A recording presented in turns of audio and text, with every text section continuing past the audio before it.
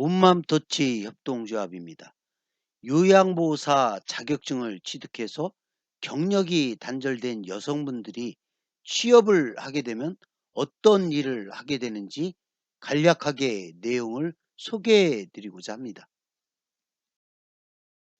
요양보호사 자격증 취득을 하셔야만이 취업이 용이하기 때문에 자격증 취득 방법을 소개해 드리고자 합니다.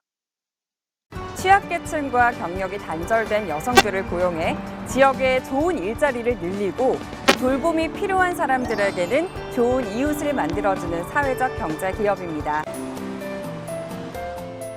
경기도 화성시 건물들이 빼곡한 이곳에 동부케어가 자리 잡고 있는데요.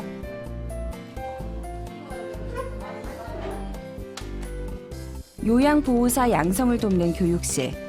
오늘은 도움이 필요한 어르신으로 변신해보는 체험 실습이 있는 날입니다.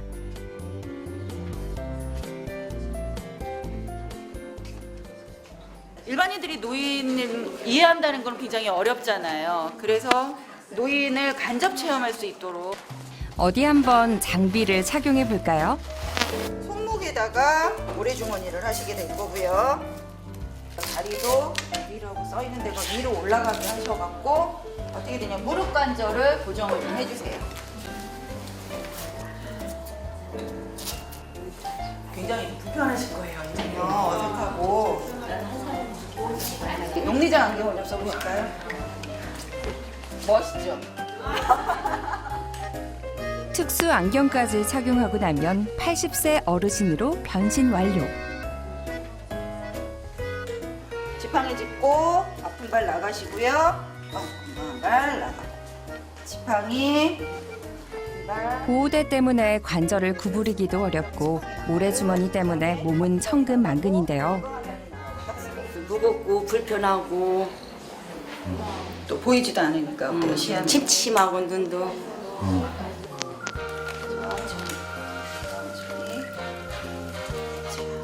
직접 체험해보니 다른 사람의 도움이 없이는 소파에 앉는 것조차 버겁습니다.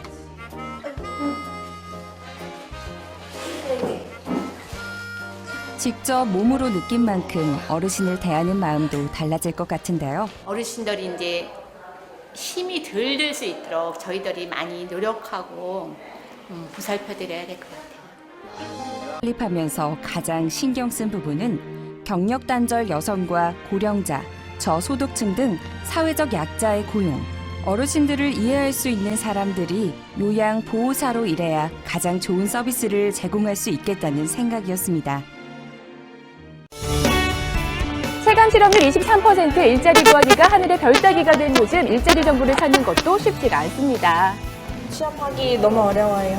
좋은 일자리가 있다고 해도 어느 곳에 어떤 일자리가 있는지도 잘 모르고 있다는 게 가장 큰 고민인 것 같아요. 다양한 계층과 연령대를 위한 일자리 마련에 정부와 공기업이 나섰습니다. 주부라는 거. 네, 주부라니까 시간적인 여유가 없죠. 오전 타임에 일을 해야 되는데 그렇게 폭넓게 일자리가 없다는 거.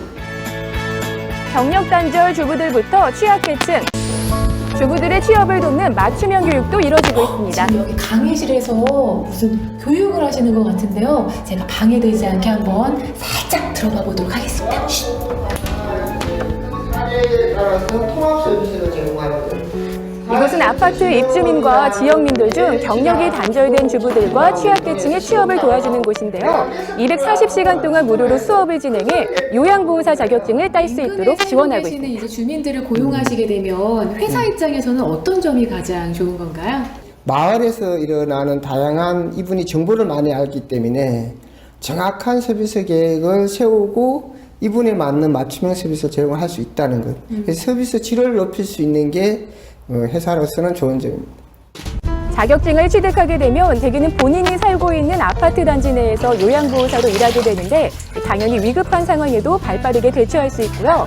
매일 3시간에서 최대 8시간까지 근무할 수 있어 수입도 안정적이라는데요.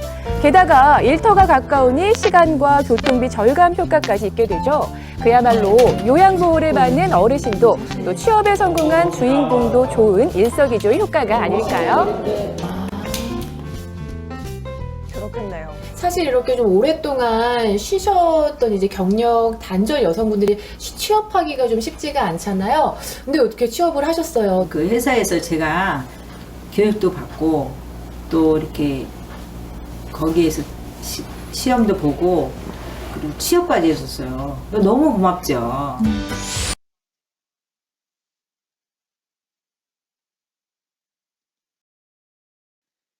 요양보호사는 노인복지법 제39조 2에 따라서 요양보호사의 직무와 자격증의 교부 취득 방법에 대해서 법률로 규정을 하고 있습니다. 요양보호사는 치매, 중풍 등으로 노인성 질환으로 독립적인 일상생활을 수행하기 어려운 노인들을 위해서 법에서 지정된 노인요양 및 재가시설에서 신체 및 가사지원 서비스를 제공하는 전문 인력에 해당됩니다. 따라서 요양보호사가 되려는 사람은 요양보호사를 교육하는 기관인 요양보호사 교육기관에서 교육과정을 마치고 시도지사가 실시하는 자격시험에 합격하여야 요양보호사 취업의 길을 걸을 수 있게 됩니다. 요양보호사 자격증의 취득 방법은 요양보호사 교육기관으로 지정받은 요양보호사 교육원의 상담을 통해서 교육 신청을 하시면 됩니다. 교육 신청 자격에 학력이나 나이 등의 제한은 없습니다. 이러한 상담을 통해서 수강 신청 등록을 하시고 교육 이수를 하시게 되면 자격 시험에 응시 자격이 주어지게 됩니다. 따라서 응시 자격에 따라서 자격 시험에 합격을 하신다면 자격증을 교부받아 취업에 임할 수가 있게 되는 것입니다. 참고적으로 요양보호사 자격시험은 2022년까지는 필기시험 방식으로 종이로 시험을 보게 됩니다. 그렇지만 2023년부터는 시험 방식이 변경이 될 예정에 있어서 CBT 방식이라고 하는 컴퓨터 시험 방식을 통해서 시험을 보시게 됩니다. 참고하시기 바랍니다. 요양보호사 자격증을 취득하시려면 자격시험에 응시를 해야 합니다. 따라서 시험 문제 출제 방법 및 원칙에 대해서 간략하게 설명을 드리면 요양보호사는 실제 업무에서 필요로 하는 지식, 기술, 태도의 세 가지 영역이 표준교재 전범위에 수록이 되어 있습니다. 또한 문제는 전문적 지식을 요구하기 때문에 표준교재 전체 영역에 대해서 잘 숙지를 하셔야 하며 반드시 필독을 하셔야만이 요양보호사 자격시험에 합격을 하실 수 있게 됩니다. 문제는 주로 암기형, 해석형, 문제 해결형 방법으로 출제가 되며 문제 출제의 지문 유형의 질문은 긍정형 지문으로 출제되는 경향을 보이고 있습니다.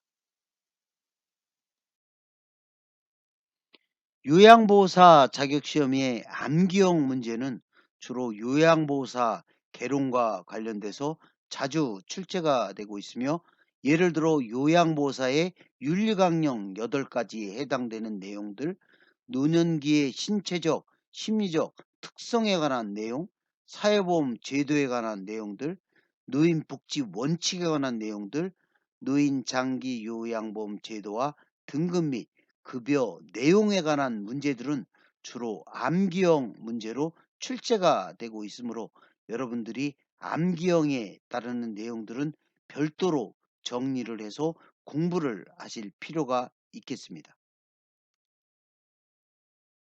해석형 문제의 출제 사례는 해석이라고 하면 의미라든가 개념이라든가 용어형 문제가 함께 출제가 되고 있습니다. 따라서 요양보호 관련 지식 출제 사례를 살펴보면 노화에 따른 변화와 질환, 치매, 뇌졸중, 파킨슨 질환, 노인의 건강 증진 및 질병 예방 행동을 할 때에 주로 대처 방법에 대해서 묻는 방법들이 많이 출제가 되고 있으며 요양보호 강론 분야와 요양보호 개론 분야에 대해서도 대처 방법을 묻는 문제가 자주 출제가 되고 있으므로 여러분들이 교육원에서 공부를 하실 때 대처 방법에 대해서 잘 숙지를 하실 필요가 있습니다. 해결형 문제에서는 주어진 상황과 환경, 그림을 제시해서 문제가 주로 출제가 되고 있습니다.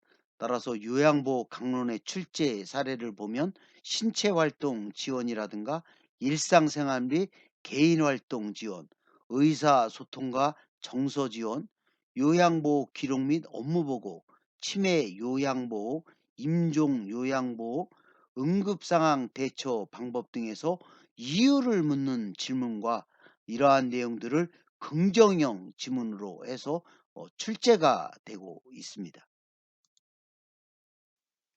온맘터치와 함께 시험 준비하셔서 요양보호사 취업에 도전합시다. 자격증 취득 합격의 그날까지 화이팅입니다.